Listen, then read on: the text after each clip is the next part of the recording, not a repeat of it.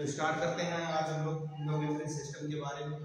ठीक है, तो इसमें क्या क्या कौन कौन से ऑर्गेनेल होते हैं और किस तरह से काम करता है। तो देखिए पहले क्या हम लोग थोड़ा इंट्रोडक्शन जानते हैं कि जैसे अगर हम लोग बात करें इंडो मेम्ब्रेन सिस्टम, ठीक है, एक तो आया इसमें इंडो मेम्ब्रेन मतलब वो ऑर्गेनेल जिनका स्ट्रक्चर और फंक्शन डिफरेंट होते हैं। क्या होता है कि जैसे कि अगर हम लोग बात करें यहाँ पे इंडोप्लाज्मिक रेटिकुलम, इसकी बात करें इंडोप्लाज्मिक रेटिकुलम, यहाँ बात करें हम लोग इसकी वेसिकल्स, और इसमें यहाँ पे बात करें हम लोग इसकी गोल्गी बॉडी, यहाँ पे बात करें लाइसोसोम्स, इसकी बात करें यहाँ पे लाइसोसोम्स, फिर इसके बाद में यहाँ पे वैक्यूल। तो इतने सारे ऑर्गेनेल कौन कौन से, एक ट्रिक याद रखिएगा आप लोग, गर्ल GERL गर्ल और वी, क्लियर। इतना याद रखिएगा कि गर्ल वी मतलब गर्ल का जी का मतलब यहाँ पे हो गया गोल्गी बॉडी, ओके, ER का मतलब हो गया यहाँ पे इंडोप्लाज्मिक रेटिकुलम, L का मतलब है यहाँ पे लाइसोसोम से, और V का मतलब है यहाँ पे वैक्यूल से। अगर हम लोग इनके स्ट्रक्चर की बात करें तो देखिए स्ट्रक्चर, ठीक है, और इनके फंक्शन दोनों का से डिफरेंट है। लेकिन ये क्या चीज है, अगर हम लोग इनमें देखेंगे तो ये कैसे है, membrane bound organelle, membrane bound organelle होने के साथ साथ में इनके फंक्शन भी डिफरेंट है। तो क्या होता है, स्ट्रक्चरली और functionally different, clear, but they are work in the coordinated manner. लेकिन इनका वर्क जो है ना कोऑर्डिनेटेड मैनर में, जैसे कि अगर हम अपनी बात करें, हम आपको बायोलॉजी पढ़ाते हैं, आप किसी न किसी टीचर से फिजिक्स पढ़ते होंगे, आप किसी न किसी टीचर से क्या पढ़ते होंगे, केमिस्ट्री। तो ये तीनों जो है ना क्या है, तीनों की स्ट्रक्चर भी डिफरेंट है और इनके फंक्शन भी डिफरेंट है। कोई आपको फिजिक्स पढ़ा रहा है, तो कोई केमिस्ट्री पढ़ा रहा है, तो कोई बायोलॉजी पढ़ा रहा है, लेकिन बनोगे क्या आप लोग, डॉक्टर। तीन लोग अलग अलग काम कर रहे हैं लेकिन फंक्शन कैसे हैं, कोऑर्डिनेटेड। ठीक, एक इंस्टीट्यूट को चलाने के लिए क्या होता है, डिफरेंट डिफरेंट टाइप के लोग काम करते हैं, वहाँ पे कुछ नॉन टीचिंग स्टाफ भी होता है, कुछ टीचिंग स्टाफ भी होता है, ठीक है, और भी लोग होते हैं। तो उससे क्या चलता है, पूरा सिस्टम कोऑर्डिनेटेड मैनर में चलता है। तो उसी तरह से क्या होता है यहाँ पे endoplasmic reticulum, Golgi body, lysosome और वैक्यूल, ये कैसे डिफरेंट है लेकिन उनका फंक्शन कैसे है, से कोऑर्डिनेटेड है, क्लियर। लेकिन ये सारे के सारे वर्क कैसे कर रहे हैं, कोऑर्डिनेटेड मैनर में। तो देखिए क्या कैसे यहाँ पे एक बोर्ड हो रहे, अगर हम लोग ये बात करें यहाँ पे न्यूक्लियस, ठीक है, न्यूक्लियस बेटा इन्वॉल्व नहीं होता, सिर्फ ये बताया इसलिए क्योंकि इससे इंडोप्लाज्मिक रेटिकुलम बाइंड करता है, क्लियर।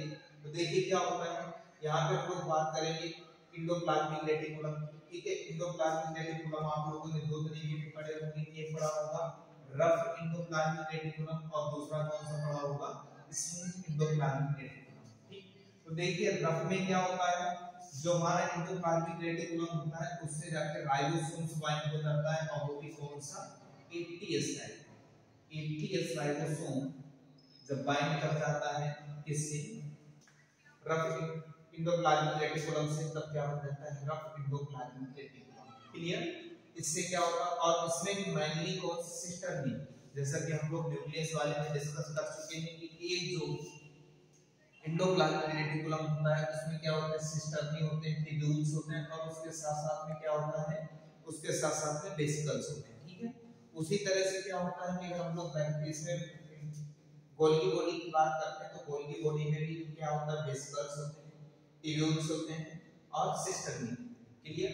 तो देखिए यहाँ पे क्या है, रफ इंडोप्लाज्मिक रेटिकुलम, और क्या उसमें मेनली सिस्टर्नी, जो मेनली सिस्टर्नी है वो क्या करती है, प्रोटीन की सिंथेसिस करवाती है, क्लियर, प्रोटीन की सिंथेसिस करवाते हैं। तो ये चीज समझ में आई कि जो RER और राइबोसोम, ठीक है, और उसमें भी क्या सिस्टर्नी, और राइबोसोम किस टाइप का, ATS टाइप का, क्या करवाता है, प्रोटीन की सिंथेसिस, ये बात समझ रहे हैं। फिर क्या होता है, smooth endoplasmic reticulum SER, mainly क्या है, ट्यूब्यूल, कैसे, मेनली ट्यूब्यूल, और SER ये क्या करवाते हैं, लिपिड सिंथेसिस करवाते हैं, ठीक। एक जगह प्रोटीन की सिंथेसिस हो रही है, दूसरी जगह पे लिपिड की सिंथेसिस हो रही है, तो कौन करवा रहा है प्रोटीन और लिपिड की सिंथेसिस, वो करवा रहे हैं हमारे इंडोप्लाज्मिक रेटिकुलम, क्लियर। फिर इसके बाद में बात करते हैं सिक्रीशन, कुछ वेसिकल्स बनती हैं जो सेल्स के बाहर सिक्रीट कर दी जाती हैं, क्लियर। फिर इसके बाद में हम लोग बात करते हैं कुछ वेसिकल्स जो है बनती तो कहां पे, बनती तो है कहां पे, एंडोप्लाज्मिक रेटिकुलम, लेकिन उनका मैच्योरेशन जो है वो कहां पे होता है, गोल्गी बॉडी। तो गोल्गी बॉडी की अगर हम लोग बात करते हैं, इसमें क्या होता है, एक कॉन्वेक्स साइड होती है और दूसरी कॉन्वेक्स साइड होती है। तो ये याद रखिए, कॉन्वेक्स साइड, वेक्स साइड जो होती है, कॉन्वेक्स साइड होती है, उससे जाके ट्रांजिशन वेसिकल्स जो है फ्यूज हो जाते हैं। फ्यूज होने के बाद में क्या होता है, इनको ट्रांसफेस की तरफ भेजा जाता है। क्लियर?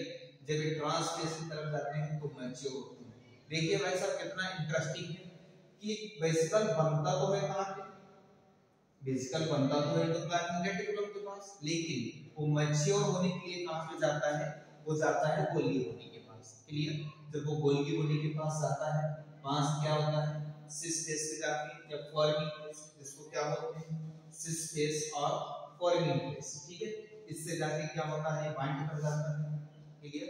ये बाइंड करने के बाद, फ्यूज करने के बाद इसको मूव कराया जाता है, किस साइड में मूव कराया जाता है, वो कराया जाता है मैच्योरिंग फेस की तरफ या ट्रांसफेस की तरफ। जब ये ट्रांसफेस और cis face, clear, cis face पे बाइंड हुआ और ट्रांसफेस की तरफ ये मूव किया, कौन, transition vesicle. Clear? Transition vesicle क्या होती है, सिस फेस पे बाइंड होती है और ट्रांसफेस में जाके मैच्योर हो जाती है, तभी इसको क्या बोलते हैं मैच्योरिंग फेस। क्लियर? ये दोनों मिलकर क्या बनाते हैं, पूरा का पूरा गोल्गी बॉडी। ओके, तो गोल्गी बॉडी का काम क्या है, गोल्गी बॉडी का काम है जो वेसिकल्स आई कहां से, एंडोप्लाज्मिक रेटिकुलम से। अगर हम लोग बात करें आरईआर की, तो वो क्या प्रोटीन को लेके आएगी। ठीक है, प्रोटीन की वेसिकल्स आएगी। वही हम लोग बात करें एससीआर की, तो वो किसकी वेसिकल्स आएगी, वो आएगी लिपिड। ठीक है, या आपके मैच्योर होगी। मैच्योर होने के बाद में आप देखिएगा मैच्योर सब हो जाती है, तब इसकी क्या होती है, पैकेजिंग। लेकिन पैकेजिंग में क्या होता है, पैकेजिंग होने के बाद में क्या होगा, या तो ये सेल एक्स्ट्रा सेलुलर टारगेट के लिए भेज दी जाएगी, या तो एक्स्ट्रा सेलुलर टारगेट के लिए भेज दी जाएगी, जिसको बोलते हैं सिक्रीशन प्रोसेस। क्या बोलते हैं, सिक्रीशन प्रोसेस। या फिर क्या होगा, ये मैच्योर वेसिकल जो जिसके पास क्या contain the glycoprotein and glycolipid. भाई साहब ग्लाइकोप्रोटीन और ग्लाइकोलिपिड की अगर हम लोग बात करें, कार्बोहाइड्रेट के साथ, कार्बोहाइड्रेट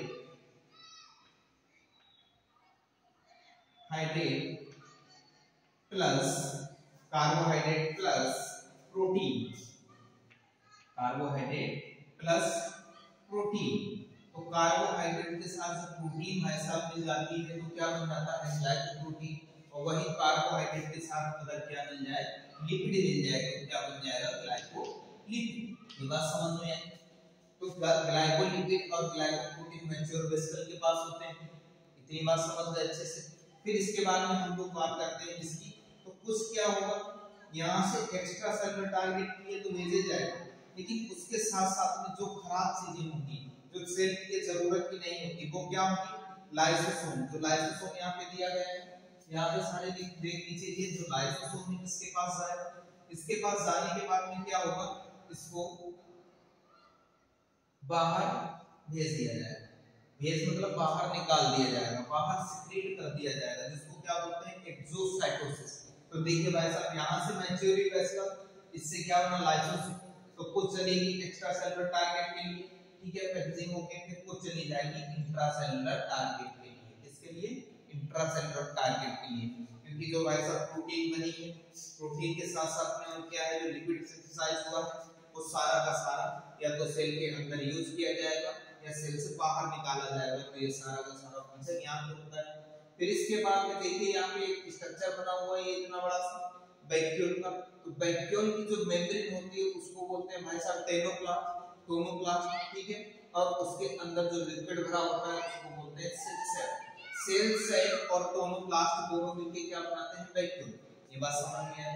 ये देखिए यहाँ पे जो सेल का वेस्टेज है, क्या चीज है, ये हमने यहाँ पे रिप्रेजेंट कर रखा है। जो सेल का वेस्टेज है वो या तो लाइसोसोम में ज्यादा है, या फिर किसमें जाएगा, या फिर वैक्यूल में जाएगा। तो आप लोगों को बता दें, बैक्टीरिया में पेरिप्लाज्मिक स्पेस, बैक्टीरिया के अंदर पेरिप्लाज्मिक स्पेस, प्लांट के अंदर वैक्यूल और एनिमल के अंदर लाइसोसोम। ये तीनों के तीनों क्या करते हैं, सेम फंक्शन करते हैं।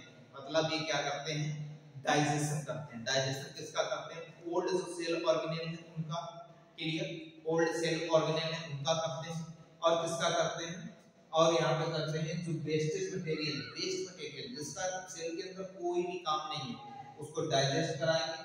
डाइजेस्ट करने के बाद में एक्सोसाइटोसिस प्रोसेस के थ्रू क्या करेंगे, उसको बाहर निकाल देंगे। तो ये बाहर निकाल मतलब सेल वुमेट कर देंगे, क्या करते हैं कि सेल वुमेट कर देंगे। तो सारा का सारा सिस्टम जो है, तो देखिए अगर आप लोगों को इसमें क्या करना है, इसमें ये फार्मूला जो हमने लिखा है गर्ल बी, क्या लिखा है, गर्ल बी, इसको याद रखिए। गर्ल से क्या है, अगर यहाँ पे जी की बात करें, ठीक है, जी की बात करें गोल्गी बॉडी, याद की बात करें एंडोप्लाज्मिक रेटिकुलम, और यहाँ पे एल की बात करें लाइसोसोम, और पी की बात करते हैं तो वो क्या है, वैक्यूल। तो ये चीजें समझ में है, ठीक है। तो अभी हाल ही में जो क्वेश्चन पेपर आप उठा के देखिएगा 2023 वाला, ठीक है, जब 2023 वाला आप क्वेश्चन उठा के देखेंगे, क्वेश्चन पेपर उठा के देखेंगे, उसमें एक क्वेश्चन इंडोमेम्ब्रेन सिस्टम्स दिया गया है। जितनी अभी यहाँ पे हमने जानकारी दी उसका सबका ये, सबका समरी मात्र ये है। अगर आपको ये याद रहा, इतने ही ऑर्गेनेल लोग इन्वॉल्व होते हैं एंडोमेम्ब्रेन सिस्टम में, और कोई से भी इन्वॉल्व नहीं होते बस। तो ये क्या है, देखिए यहाँ पे बॉडी लाइनर के फंक्शन करते हैं। तो ये सारी चीजें समझ में है। फिर इसके बाद हम लोग नेक्स्ट एक एक पार्ट की बात करेंगे, एंडोप्लाज्मिक रेटिकुलम, ठीक है, गोल्गी बॉडी, और यहाँ पे वैक्यूल और लाइसोसोम, इनके सबके क्या फंक्शन है, हम लोग इन सब के बारे में नेक्स्ट लेक्चर में बात करेंगे, या मतलब नेक्स्ट वीडियो जो हम लेके आएंगे उसमें करेंगे बात। इसी के साथ यहीं पे सभी लोगों का धन्यवाद, ठीक है।